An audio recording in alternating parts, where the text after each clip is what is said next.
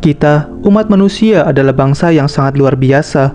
Kita berhasil bertahan menghadapi berbagai tantangan dari alam dari zaman purba hingga masa sekarang.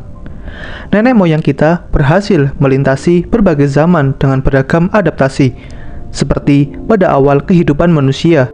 Pada awal kehidupan manusia, manusia hidup dengan cara berpindah-pindah atau biasa dikenal dengan istilah nomaden. Pada fase kehidupan ini, manusia sangat bergantung dengan alam, sampai-sampai manusia mengikuti imigrasi hewan buruannya. Setelah menjalani kehidupan nomaden, manusia beransur-ansur beralih ke kehidupan menetap. Perubahan ini terjadi seiring dengan berkembangnya kemampuan mereka beradaptasi dengan lingkungannya. Manusia mulai menetap pada suatu wilayah dan mulai kehidupan bercocok tanam. Kehidupan ini memulai era Neolitikum yang berlangsung sekitar 10.000 tahun yang lalu. Di era ini, manusia melakukan revolusi besar-besaran di bidang pertanian. Mereka telah melakukan perubahan besar di mana yang awalnya mereka menjalani hidup dengan cara berburu dan mengumpulkan makanan, mereka mulai beralih menanam, memproduksi makanannya sendiri. Manusia menjadikan pertanian sebagai bahan utama pangan mereka. Hal ini tentu saja menghasilkan dampak positif bagi kehidupan manusia. Mereka tidak perlu berpindah-pindah tempat lagi, karena dengan bertani membuat pasokan makanan lebih stabil dan berkelanjutan dibandingkan pada masa berburu. Selain bertani, nenek moyang kita juga menternakan hewan. Mereka menangkap berbagai hewan liar, lalu kemudian mengembangbiakannya. Proses ini dinamakan dengan proses domestikasi.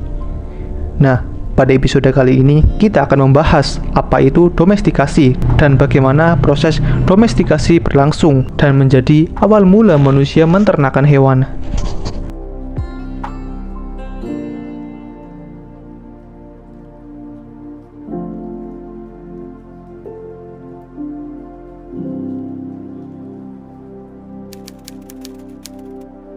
Domestikasi hewan adalah proses perubahan karakteristik genetik, fisik, dan perilaku hewan liar dari generasi ke generasi sehingga mereka teradaptasi hidup bersama manusia.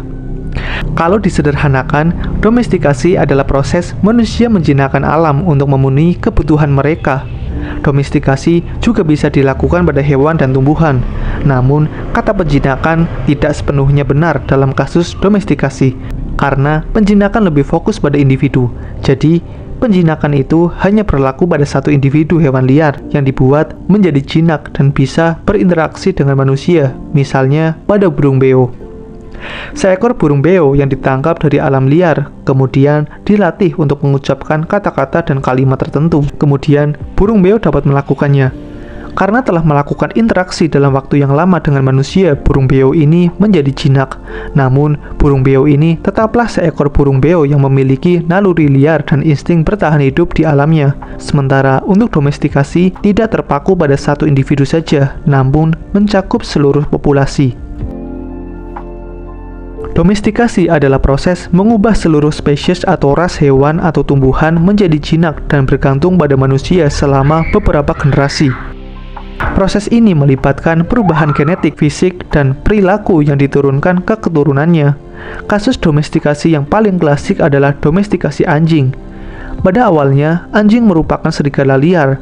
Anjing telah mengalami perubahan genetik dan fisik selama ribuan tahun akibat seleksi buatan yang dilakukan oleh manusia. Kita bisa melihat hasil domestikasi anjing di zaman ini, di mana anjing memiliki beragam bentuk, ukuran, dan sifat yang sangat berbeda dengan nenek moyang liarnya. Mereka telah beradaptasi dengan kehidupan bersama manusia dan menjadi bagian yang tak terpisahkan dari keluarga banyak orang. Perubahan ini tidak berlaku hanya pada satu individu saja, namun berlaku pada tingkat spesies, sehingga anjing modern dianggap sebagai spesies yang berbeda dengan serigala. Jadi, penjinakan dan domestikasi memiliki banyak perbedaan, di mana penjinakan hanya berlaku untuk satu individu, sementara domestikasi berlaku pada satu spesies. Untuk waktunya pun berbeda. Pada penjinakan, kita hanya perlu sedikit waktu untuk menjinakkan satu individu, tapi lain halnya dengan domestikasi. Manusia memerlukan banyak waktu sampai beberapa generasi untuk merubah perilaku dan genetik hewan yang akan didomestikasikan. Apakah domestikasi dapat menciptakan spesies baru? Ini adalah pertanyaan yang menarik dan telah lama dibahas dalam dunia biologi evolusi. Kalau mimin persingkat, domestikasi memang dapat menjadi salah satu faktor yang mendorong terjadinya spesiasi atau pembentukan spesies baru.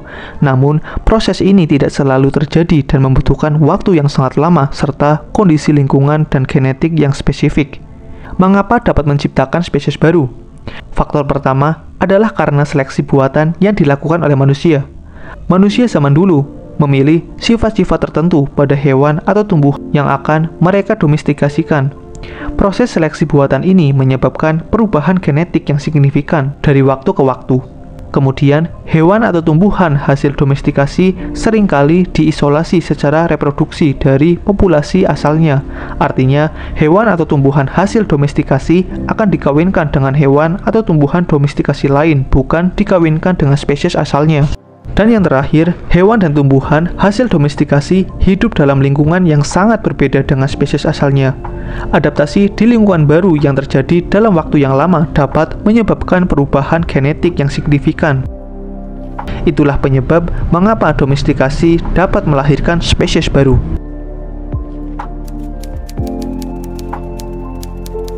Di zaman ketika manusia masih hidup berpindah-pindah mencari makan dan tempat berlindung, muncullah sebuah ikatan yang mengubah sejarah, yaitu ikatan antara manusia dan kawanan serigala.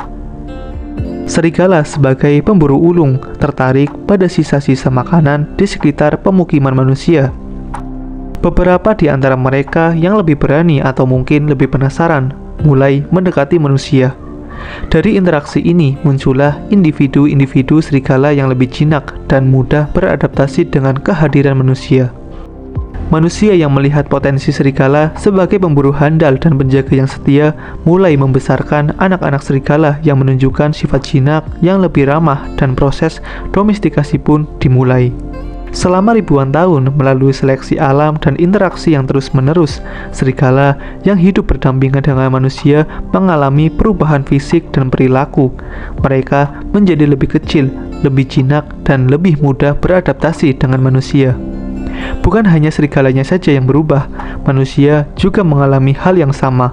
Manusia mulai memahami serigala dan belajar berkomunikasi dengan mereka. Dari hasil interaksi ini yang berlangsung selama ribuan tahun, terjadilah proses domestikasi yang melahirkan anjing modern yang kita kenal saat ini. Kisah mengenai hubungan antara manusia dan anjing ini merupakan salah satu contoh yang paling menarik tentang bagaimana dua spesies dapat saling mempengaruhi dan membentuk sebuah ikatan yang begitu kuat. Selain anjing, hewan-hewan ternak yang ada di sekitar kita juga termasuk domestikasi loh. Kisah ini dimulai sekitar 12 tahun yang lalu, dimulai ketika manusia berhasil bertahan dari zaman es yang mengerikan dan memasuki zaman baru, yaitu zaman Neolitikum. Setelah zaman es berlalu, cuaca menjadi lebih hangat sehingga sangat cocok untuk pertumbuhan tanaman. Pada periode ini, manusia memulai babak kehidupan baru yang mulainya berpindah-pindah menjadi menetap di suatu wilayah dan membentuk sebuah koloni. Umat manusia mulai meninggalkan kehidupan berburu dan beralih ke sektor pertanian. Perubahan ini menjadi titik balik paling penting dalam evolusi manusia. Manusia mulai membuat pemukiman, bertani, membagi tugas antara laki-laki dan perempuan, dan mengembangkan teknologi. Hal-hal baru yang dilakukan ini ternyata memuahkan hasil yang luar biasa. Hasil panen yang dikembangkan oleh manusia melimpah, membuat pasokan pangan stabil dan melebihi kebutuhan. Ini tentu saja merupakan terobosan besar dalam peradaban manusia. Mereka menemukan cara hidup baru yang lebih praktis tinimbang harus berpindah-pindah tempat. Namun, ternyata ada hal yang menarik dari kegiatan bertani yang dilakukan manusia. Ternyata hasil panen dan biji-bijian yang melimpah menarik perhatian hewan untuk datang ke pemukiman manusia. Seiring berjalannya waktu, terlintas di pikiran manusia untuk memanfaatkan hewan mendukung kehidupan mereka. Maka dimulailah upaya manusia untuk menjinakkan hewan-hewan yang mendekati pemukiman mereka.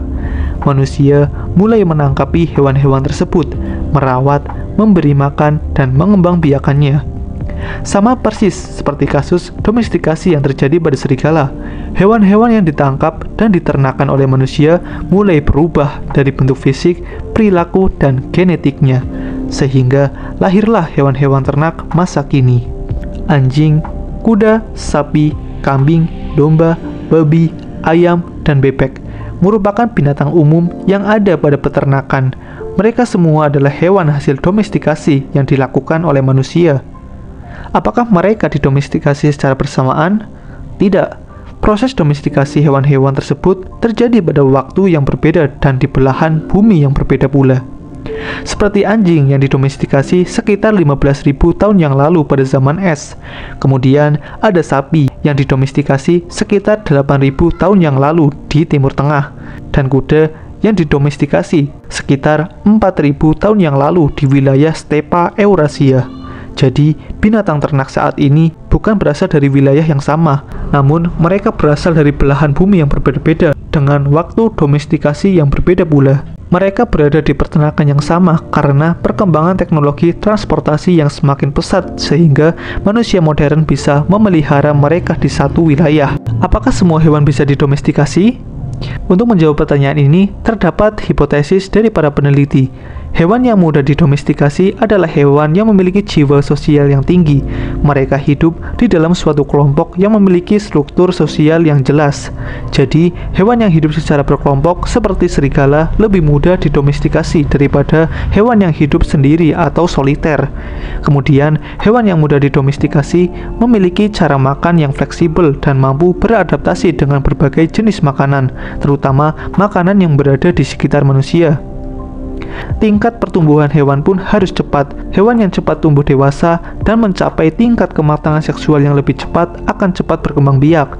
Sifat ini akan menguntungkan umat manusia dalam proses domestikasi. Jadi, beberapa kriteria yang Mimin sebutkan tadi mempermudah manusia dalam proses domestikasi hewan. Domestikasi hewan adalah kemajuan luar biasa yang dilakukan manusia, di mana manusia memanfaatkan mereka untuk memenuhi kebutuhan manusia dari kebutuhan pangan, transportasi, dan perlindungan. Kemudian, apakah domestikasi hewan termasuk evolusi yang dibantu manusia? Ya, domestikasi hewan bisa dianggap sebagai evolusi yang dibantu manusia. Proses domestikasi melibatkan seleksi buatan yang dilakukan oleh manusia terhadap sifat-sifat tertentu hewan. Di dalam hal ini, manusia bertindak sebagai agen seleksi alam, menggantikan peran alam dalam memilih individu yang akan diwariskan sifatnya. Melalui seleksi berulang, frekuensi gen yang mengkode sifat-sifat yang diinginkan meningkat dalam populasi hewan domestik. Ini menyebabkan perubahan genetik yang signifikan dari generasi ke generasi. Kemudian, hewan domestik sengaja dibuat agar bisa hidup di lingkungan manusia, seperti kandang atau peternakan yang jauh dari habitat aslinya. Jadi, domestikasi adalah contoh menarik bagaimana manusia dapat mengerahkan proses evolusi hewan untuk memenuhi kebutuhan hidup mereka. Baiklah, cukup sekian saja pembahasan kita pada episode kali ini. Jika kalian suka dengan video ini, jangan lupa like dan subscribe channel Jelajah Alam, sehingga channel ini dapat berkembang ke depannya. Sekian dan sampai jumpa lagi.